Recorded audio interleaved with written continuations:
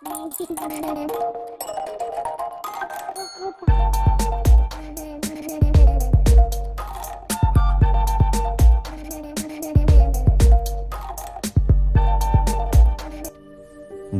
শ্রেষ্ঠ গল্প অমলা। অমলাকে আজ দেখতে আসবে। পাত্রের নাম অরুণ। নাম শুনেই অমলার বুকটিতে যেন অরুণ আভা ছড়িয়ে গেল। কল্পনায় সে কত ছবি না আঁকলে, সুন্দর, সুশ্রী, যুবা, বলিষ্ঠ, মাথায় টেরি, গায়ে পাঞ্জাবি, সুন্দর সুপুরুষ। অরুণের ভাই বরুণ তাকে দেখতে এলো।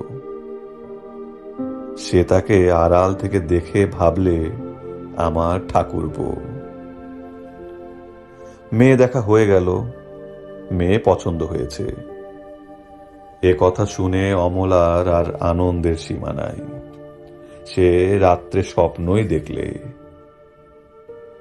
বিয়ে কিন্তু হলো না, দরে বনল না। 2। আবার কিছুদিন পর অমলাকে দেখতে এলো।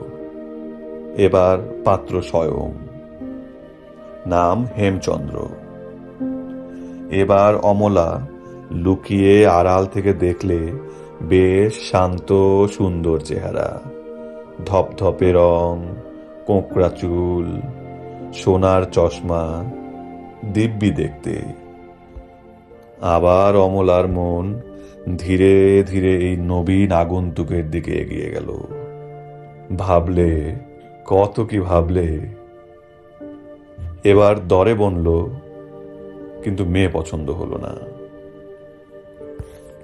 3। অবশেষে মেয়েও পছন্দ হলো, দরেও বনল, বিয়েও হলো। পাত্র বিশ্বেশ্বর বাবু। মোটা, কালো, গোলগাল, হৃষ্টপুষ্ট ভদ্রলোক। বিএ পাস, সদাগরি অফিসে চাকরি করেন। অমলার সঙ্গে যখন তার শুভ দৃষ্টি হলো, তখন কি জানি কেমন একটা মায়ায় অমলার সারা বুক ভরে গেল। এই শান্ত, শিষ্ট, নিরীহ স্বামী পেয়ে অমলা মুগ্ধ হলো। অমলা সুখেই আছে।